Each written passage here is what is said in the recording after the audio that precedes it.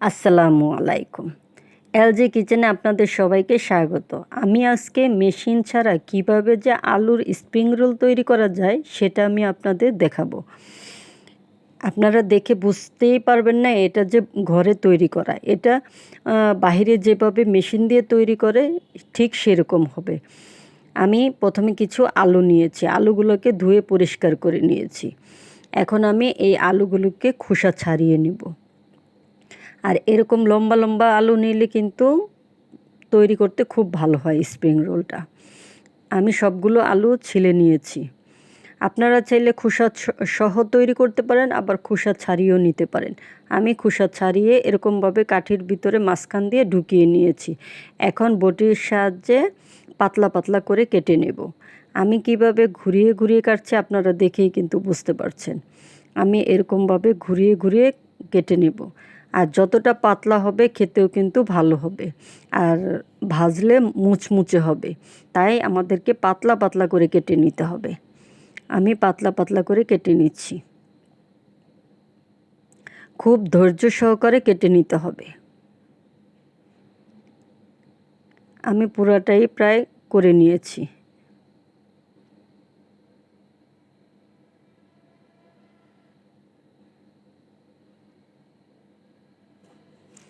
খুব সহজেই কিন্তু এভাবে ঘরে তৈরি করা যায়।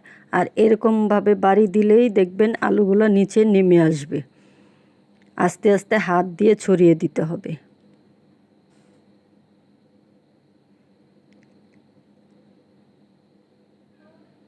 দেখুন খুব সহজে কিন্তু তৈরি হয়ে গেল আলুর স্প্রিং রোল।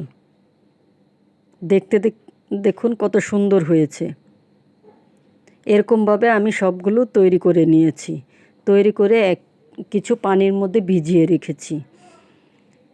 এখন আমি একটা ব্যাটার তৈরি করে নেব। তাই এখানে দিয়ে দিলাম হাফ কাপ পরিমাণ চালের গুঁড়া। চালের গুঁড়ার সাথে দিয়ে দিচ্ছি হাফ কাপ পরিমাণ কর্নফ্লাওয়ার। যতটুকু চালের গুঁড়া ততটুকুই কর্নফ্লাওয়ার দিতে হবে, তাহলে মুচমুচে হবে।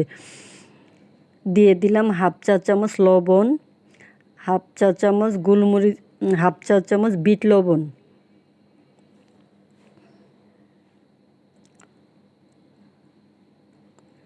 এক চা চামচ লাল মরিচের গুঁড়া, হাফ চা চামচ কালো গোলমরিচের গুঁড়া, দিয়ে দিচ্ছি কিছু ভাজা গুঁড়া মশলা, গরম মশলার গুঁড়া দিয়ে দিলাম। এখন দিয়ে দিচ্ছি হাফ চা চামচের মতো টেস্টিং সল্ট। টেস্টিং সল্টটা আপনারা দিতেও পারেন, আবার স্কিপও করতে পারেন। দিলে একটু খেতে ভালো লাগে তাই দিয়েছি আমি। দিলাম সামান্য পরিমাণে জর্দার রং, আর দিয়ে দিলাম কিছু পানি। পানিটা দিয়ে আমি ভালো করে ব্যাটারটা তৈরি করে নেব। একটা চামচের সাহায্যে আমি ভালো করে মিশিয়ে নিচ্ছি। এই দানা দানা যেন না থাকে সেটা খেয়াল করে আমাদেরকে ভালো করে ব্যাটারটা তৈরি করে নিতে হবে। আমি ব্যাটারটাকে ভালো করে তৈরি করে নিচ্ছি।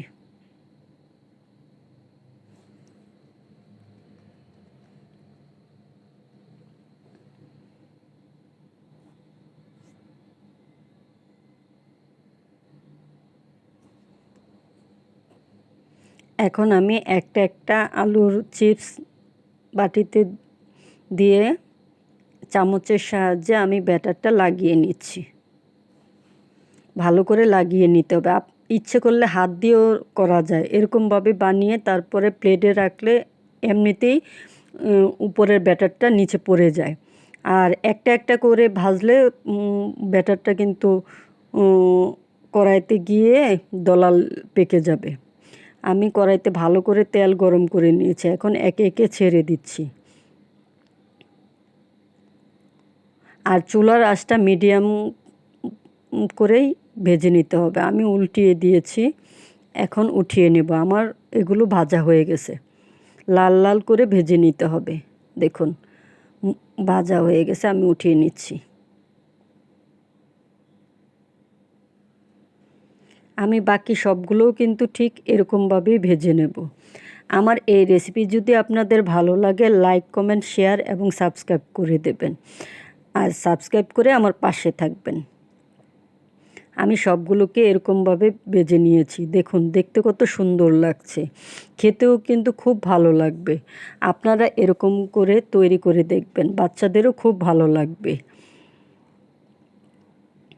আমি একটা আপনাদেরকে ভেঙে দেখিয়ে দিচ্ছি কেমন মুচমুচে হয়েছে। দেখুন কতটা যে মুচমুচে হয়েছে, না দেখলে, না করে খেলে আপনারা বুঝতেই পারবেন না যে এটা তো যে কত মজার। আপনারা একবার